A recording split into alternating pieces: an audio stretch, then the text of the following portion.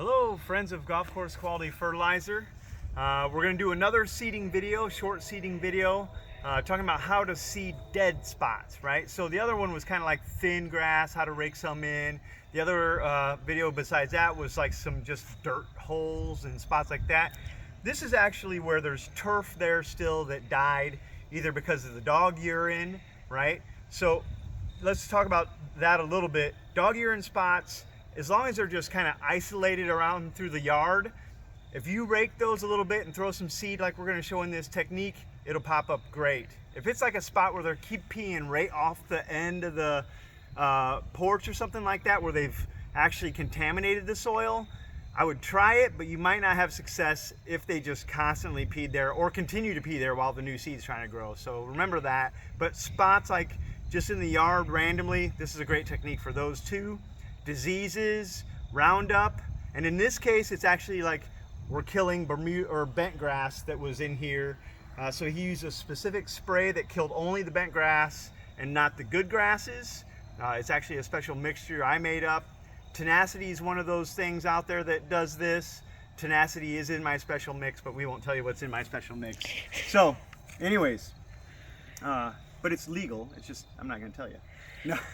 So what you do is you just kind of rake this area, and you don't want to get all the debris out, but you want to start to see soil, you know, while you're doing it, right? And so this is an example over here of an area I've already kind of got the stuff out. So see, there's still a lot of dead organic matter in here, and that's what we want. We want to keep that in here.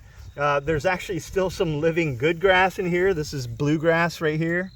But we kind of want to see the soil, right? But we don't need to dig it out so it's pure soil. And the reason why I want to keep this dead organic matter in here is to help, you know, cover up the seed and work almost like a straw blanket or putting straw on it, but I don't have to add that stuff in.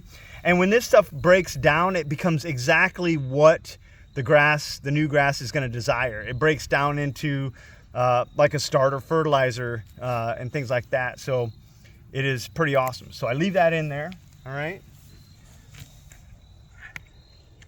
Now rates of seed always determines, you know, on what type of seed it is. So this is just a blue rye mix. And so, you know, I've been seeding for a long time. So knowing how much you put down, you're gonna have to look at your rates and stuff on each one. Like turf type tall fescue is going to go down a lot heavier than this one would.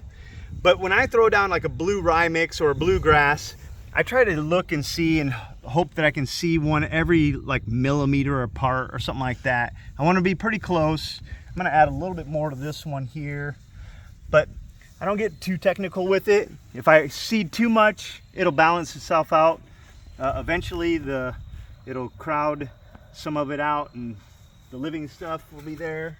If I go a little thin with it, eventually they'll grow themselves together. I mean, you got to imagine every seed that germinates can actually have the potential to be a plant like this or even bigger over years, right? And so if it's a little light, I'll just have to wait longer for it to be thick and look like carpet, right?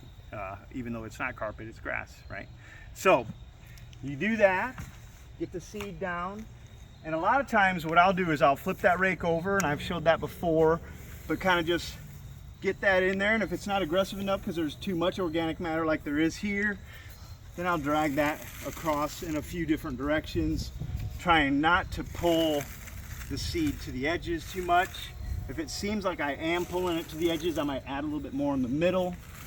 But you just want to mix that seed in to the soil. Right, and so you'll do it a few different directions.